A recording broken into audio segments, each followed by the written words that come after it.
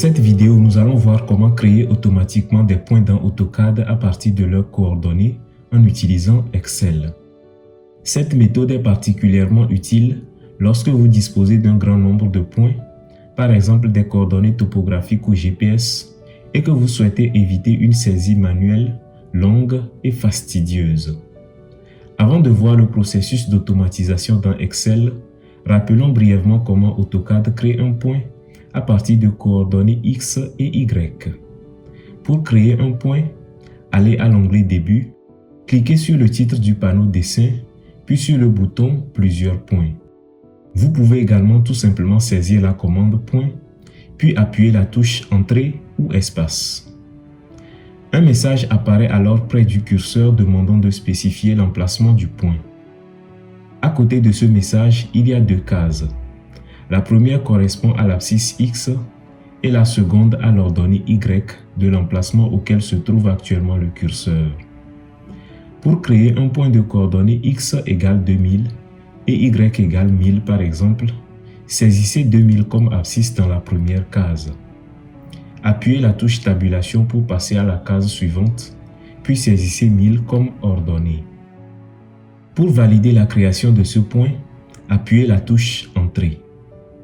Cependant, nous n'allons pas créer ce point actuellement. J'appuie la touche Échappe pour quitter la commande Point, puis je passe à Excel. Dans ce fichier Excel, nous avons deux tableaux. Le premier tableau à gauche contient les noms et les coordonnées X et Y de 4 points P1, P2, P3 et P4. Le second tableau à droite va nous servir à générer automatiquement les commandes AutoCAD nécessaires à la création de ces points. Dans ce second tableau, la syntaxe de la commande point est également rappelée. Point, espace, X, virgule, Y. En se basant sur l'exemple vu en début de vidéo, pour créer un point dans AutoCAD, il faut saisir la commande point, puis appuyer la touche Entrée ou Espace pour valider cette commande. C'est cette action qui correspond à la première partie de la syntaxe, c'est-à-dire point, espace. Ensuite, AutoCAD propose d'entrer les coordonnées X et Y dans deux cases. Dans l'exemple de départ, nous avons entré 2000 comme abscisse X dans la première case. Cette valeur 2000 correspond à l'argument X de la syntaxe. Ensuite, pour passer à la case de Y, nous avons appuyé la touche Tabulation. Cette action d'appuyer la touche Tabulation pour passer à la case de Y correspond à la virgule dans cette syntaxe. Enfin, l'ordonnée Y égale à 1000 saisie correspond à l'argument Y de la syntaxe. C'est donc exactement cette logique que nous allons reproduire dans Excel pour générer automatiquement les commandes à entrer dans AutoCAD pour la création de ces 4 points.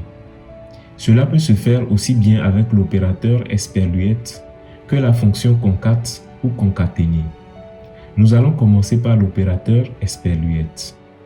Dans la cellule de syntaxe du point P1, je saisis égal, guillemets anglais, point, espace, guillemets, esperluette, l'adresse de la cellule contenant l'abscisse X, dans cet exemple c'est la cellule B3, esperluette, guillemets, virgule, guillemets, esperluette, l'adresse de la cellule contenant l'ordonnée Y, ici c'est la cellule C3.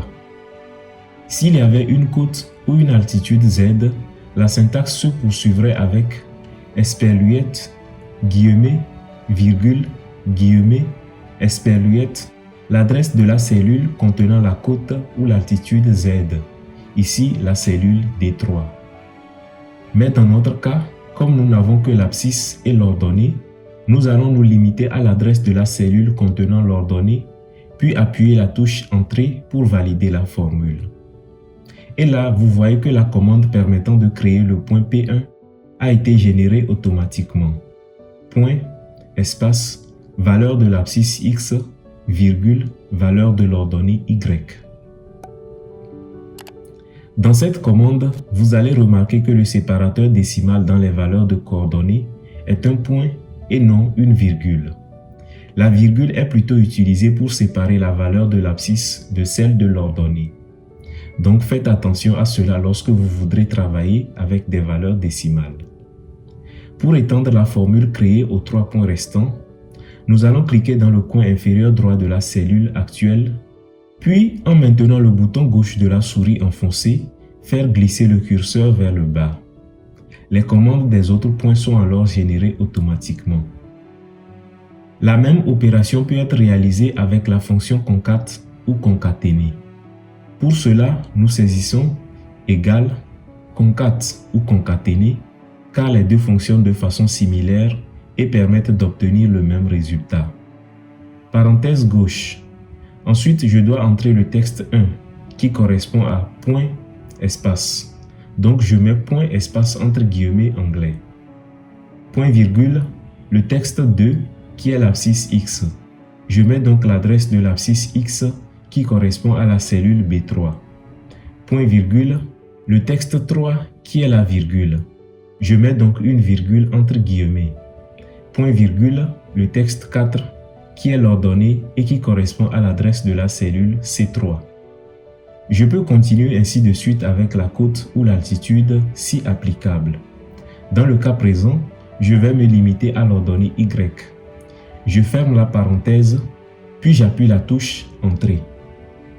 Et voilà la commande de création du point P1 dont je peux également étendre la formule aux autres points.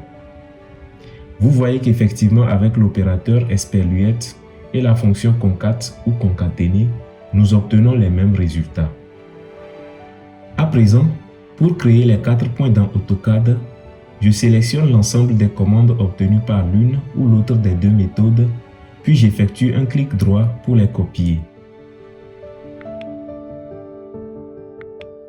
Dans AutoCAD, je commence par effectuer un clic gauche dans la ligne de commande afin de m'assurer qu'elle est active. J'effectue ensuite un clic droit, puis je clique sur Coller pour insérer les commandes copiées depuis Excel. Pour vérifier que les commandes ont bien été prises en compte, je peux étendre la ligne de commande afin d'en afficher l'historique.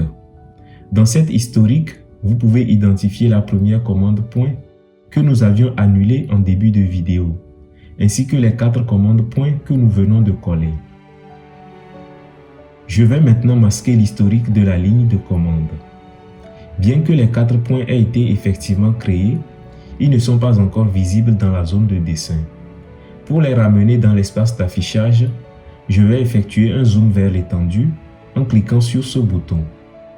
Vous pouvez également effectuer un zoom vers l'étendue en effectuant un double clic sur la molette de la souris ou en saisissant la commande zoom, puis en appuyant sur Entrée et en sélectionnant l'option étendue dans la ligne de commande.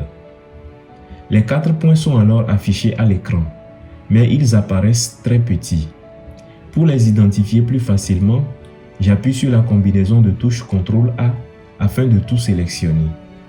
Vous pouvez alors repérer 2 points dans la partie supérieure de la zone de dessin, tandis que les 2 autres points sont partiellement masqués par la ligne de commande. Pour mieux les voir, je réduis le zoom d'un cran en faisant tourner la molette de la souris d'un cran vers l'arrière.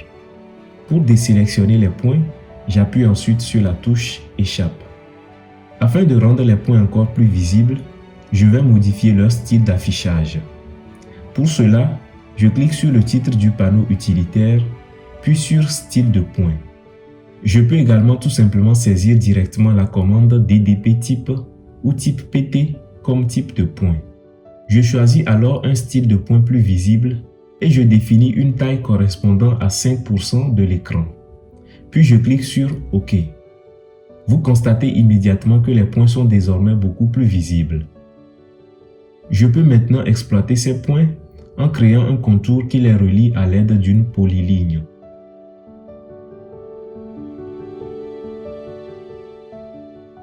Une fois la polyligne tracée, j'appuie sur la touche Entrée pour valider sa création.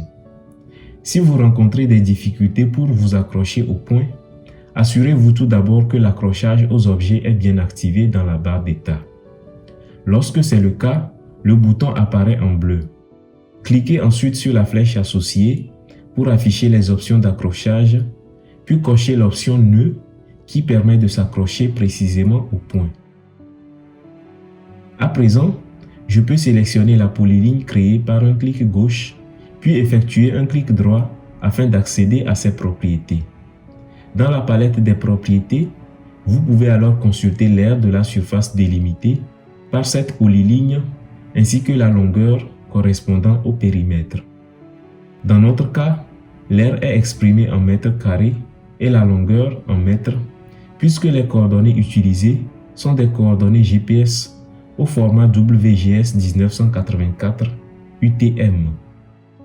Cette méthode permet ainsi de vérifier rapidement et facilement les surfaces indiquées sur un plan de situation ou un plan de bornage où les coordonnées des bornes de terrain sont très souvent fournies. Sur ce, gardez votre singularité et restez créatif.